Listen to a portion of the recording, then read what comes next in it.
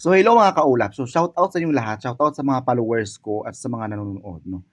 So kayo, yung mga taong nang babash kay Vice Ganda ng mga kung ano-ano yung mga sinabi nyo, ay ano kang silbi ng mga sinasabi ninyo, 'di ba? Anong sense ng pangbabash nyo doon sa tao na alam naman ng lahat ng trabaho niya is a comedian, no? Siguro sabihin na lang natin na part yan ng pagiging komedyante yung ginagawa niya live or on stage or on show. So wala tayong magawa. Ano, kung naiinggit kayo kay Vice Ganda, edi gawin nyo din. Kung gusto nyong humalik, edi humalik din kayo.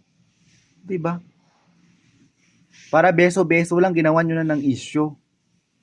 'Di ba?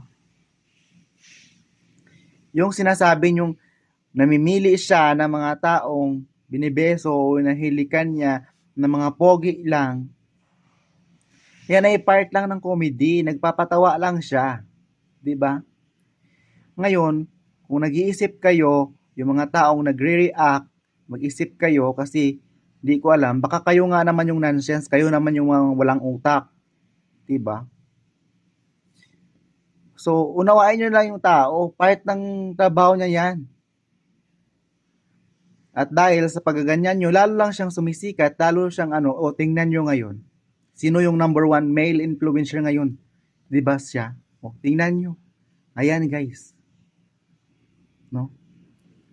Yung pangbabash nyo, ay kung gumawa lang din kayo ng mga bagay na pagkakitaan nyo, edi mas maganda.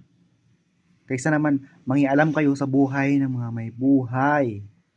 Di ba? Hindi na nakakatuwa.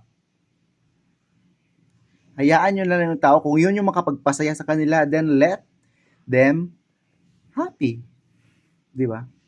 And you, na ikaw, na mga kung ano-anong sinasabi mo, just shut up. Manood na lang kayo. Huwag nyo na lang siyang panuorin kung ayaw nyo.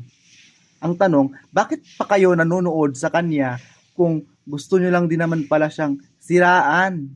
Anong katangahan ng mga pinagagawa ninyo? Sabihin nyo hindi siya magandang influensya sa mga tao. Pero anong ginagawa nyo? Nanonood pa rin kayo. Kasi nga, nag-i-enjoy pa rin kayo sa panonood sa kanya. Yun yung real talk. Kasi nagiging masaya kayo, magsaya yung buhay nyo, 'di ba?